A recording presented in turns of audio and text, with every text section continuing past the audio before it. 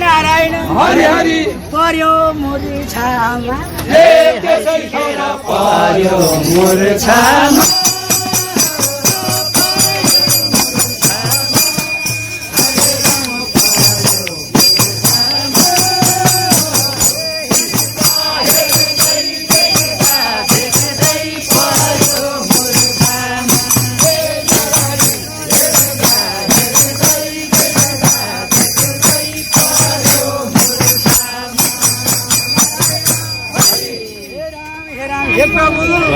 अनि पार्वतीले मलाई सम्झेर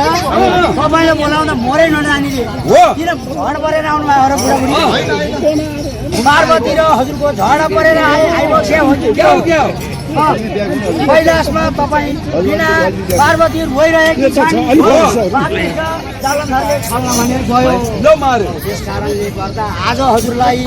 यही कुरो बिन्ती बिसाउन आएको हो भन्दाखेरि माता भगवान शिव के गर्थ्यो भन्दा त रिस उठ्दैन है बुढीलाई छोड्नै आयो भनेपछि अनि भगवान शिव पनि राता राता आँखा पारेर नारायण उठे जुरुकै उठे जुरुकै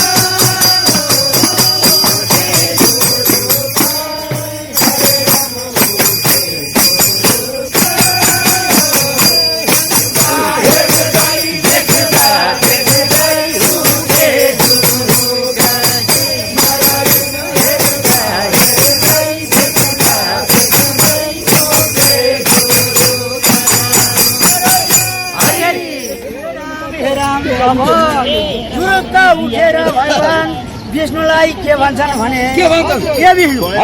म चाहिँ कैलाशमा जान्छु मलाई मेरो बुढी पार्वतीलाई छल्न गएपछि तिमीले एउटा काम गर्नु मेरो मानेर तिमी अन्तरपुरमा जालन्धरको घरमा जाऊ र अनि जालन्धर जस्तै भएर त्यस किसी असाध्यै राम्री छ नि साह्रै राम्री मुइया छ बिन्दा भन्ने नाउँ छ अनि जालन्धर जस्तै भएर त्यसको घरमा जाऊ र त्यो बिन्दाको पतिव्रता धर्म नष्ट गरेर नारायण ए विष्णु आऊ है फर्केर आऊ है फर्केर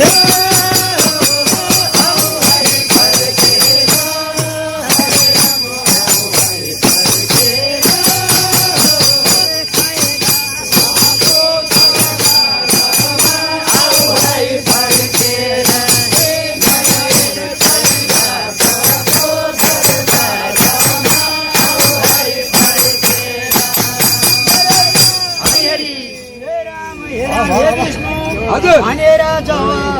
विष्णुलाई विदा गरेर भगवान शिव सरासरी कैलाशमा जानुभयो उतातिर विष्णु भने अब महादेवको कुरो नमानिनु भएन भनेर जालन्धर जस्तो भएर अनि सरासरी पनि हत्ता नपत्ता बुढो आयो भनेर सोडा सोडा धोएर अनि जुत्ता त फुकाले राखेर ए स्वामी पार्वतीलाई छल्न भनेर जानुभयो के गर्नु पार्वतीलाई छल्न भनी गइबसेको थियो पार्वती भनेर नारायण देख्यौ कि देखेनौ देख्यौ कि देखेन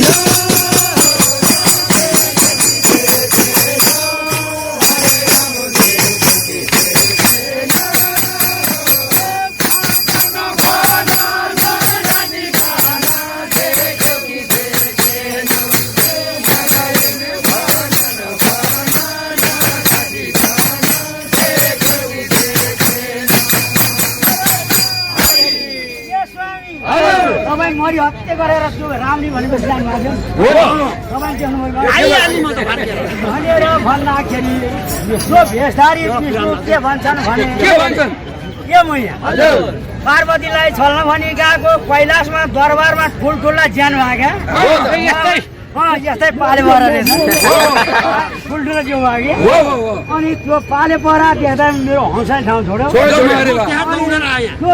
सारा देखेर त्यो फेरि बन्नु मिलेका चान्सु नै हो र यहाँ जस्तो सहिलो हुँदो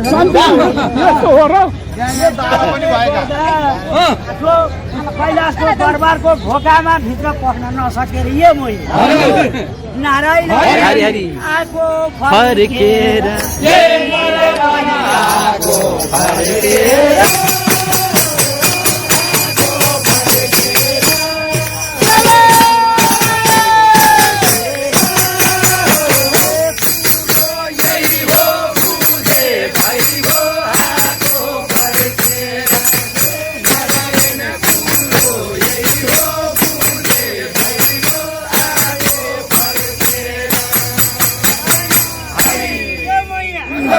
आज मैले पार्वतीलाई देख्न पाइनँ लोकमा साह्रै राम्री पार्वती भनेर गएको म यहाँ मैले देख्नै पाइनँ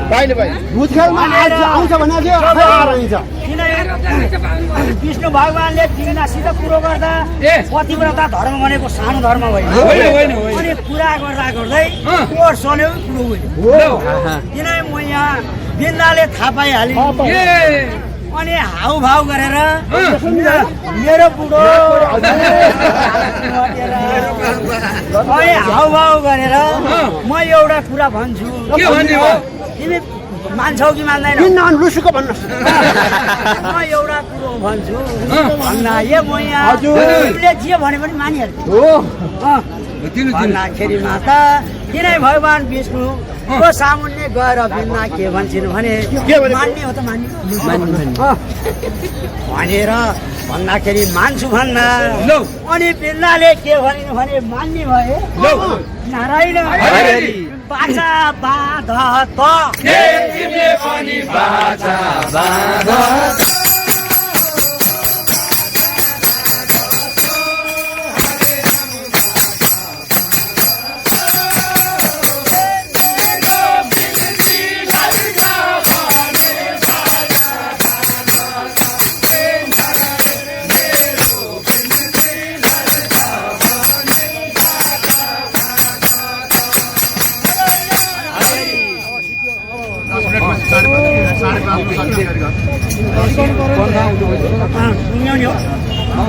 भनेपछि जगत नारायणले पनि के भनिन् र यहीँ सुत्ने यहीँ बस्ने त भनिन् अब भनेर मनमा हर्ष भएर म यहाँ के भन्छन् म बाजा बाँधिहाल्छु भनेर 1 बाजा 2 बाजा 3 बाजा 4 बाजा 5 बाजा 6 बाजा 7 बाजा बाँधेपछि के भन्छन् भने अर्थ होइन हे प्रभु के हो म नआउन्जेलसम्म तपाईँ यही फुलिन्छ लामा 7 बाजा बाँधेपछि नारायण अनि विष्णु भगवानलाई कोठामा थुनेर नारायण गइनी निसिकेर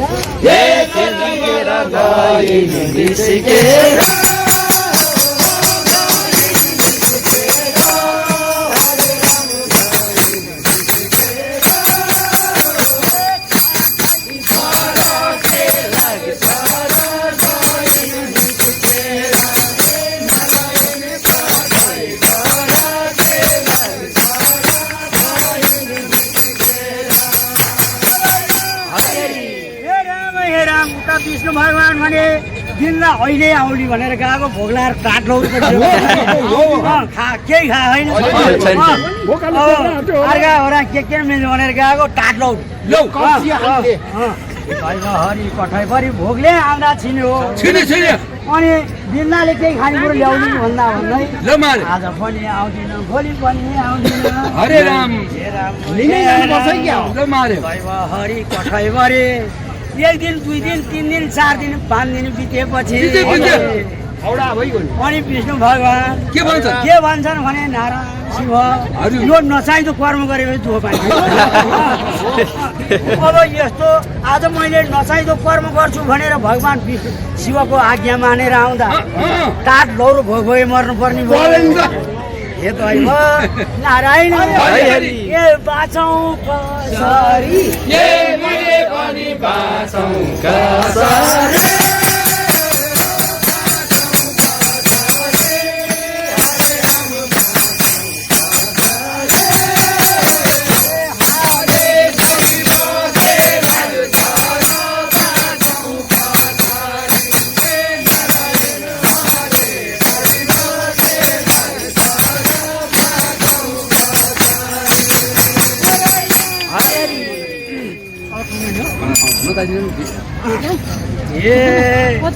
ढिला परेको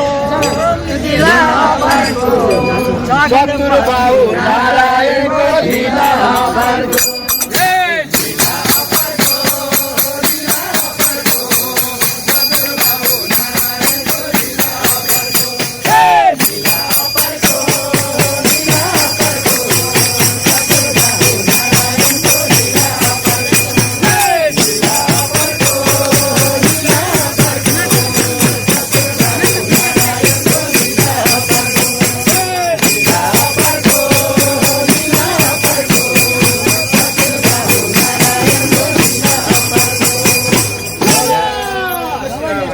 परिपन्न सीता कैलाशमा शिव पार्वतीले कुरो गर्न थाले ए पार्वती विष्णुलाई त ढुङ्गाले हो अन्तरपुरको दरबारमा के को हुल्का हो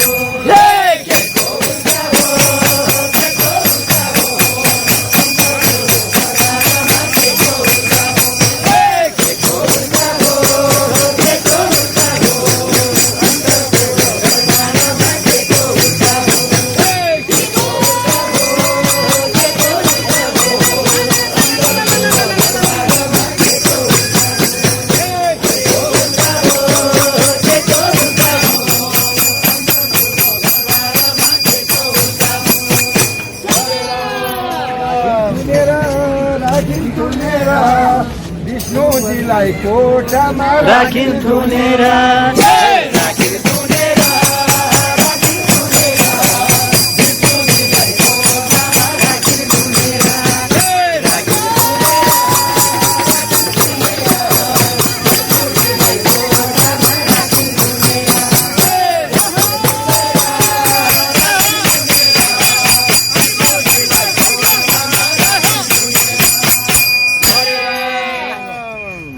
यस्तारी त परिपन्न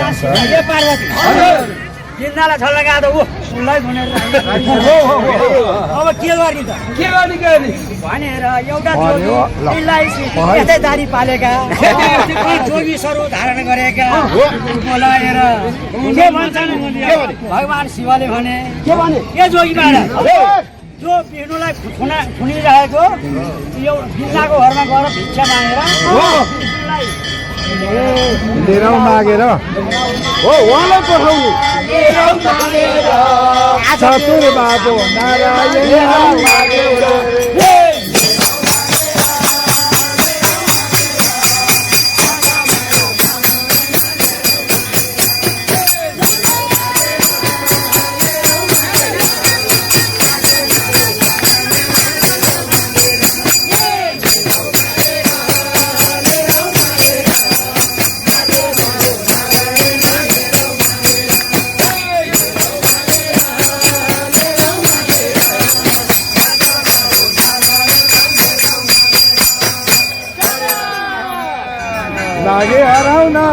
लागे हराउन उमापति महादेवले लागे हराउन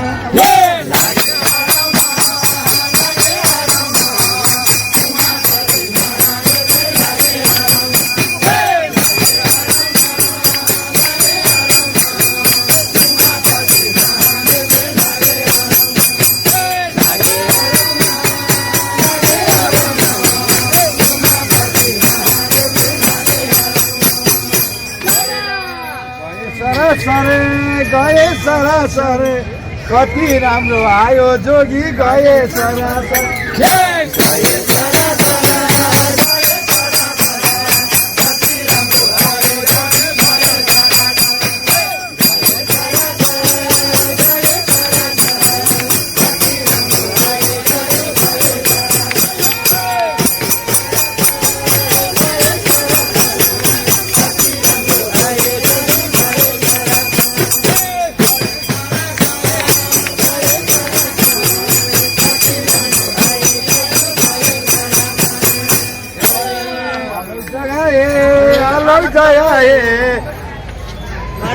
नार के अरे त्यसरी वृन्दाजीको दरबार मङ्गल जगाए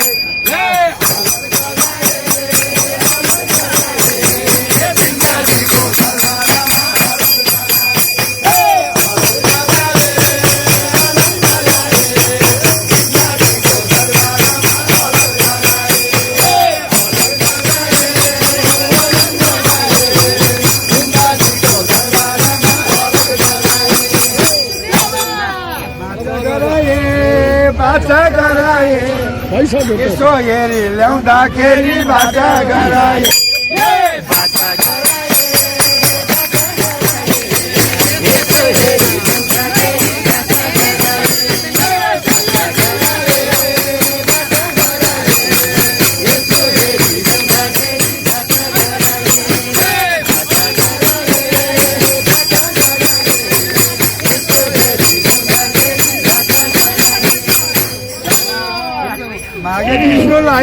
मागे विष्णुलाई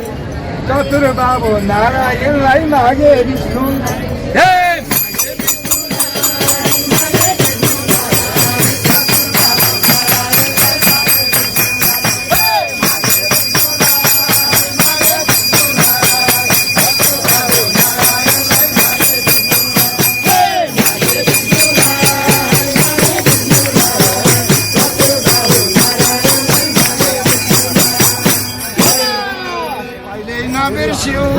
कहिल्यै नबिर्स्यौ चतुर बाबु नारायणलाई कहिल्यै नबिर्स्यौ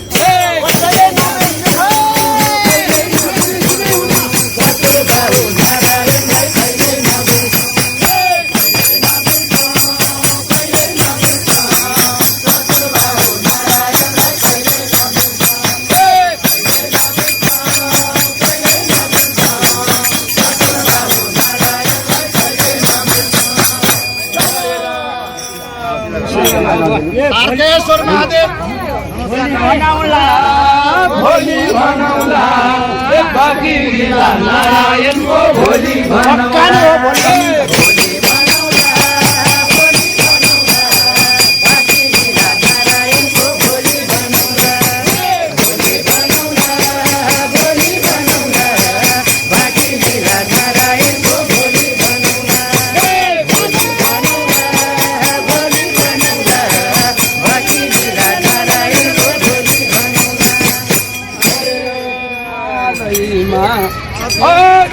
पाटी बिराबारी भएर जाउँछ एकदिन मरिन्छ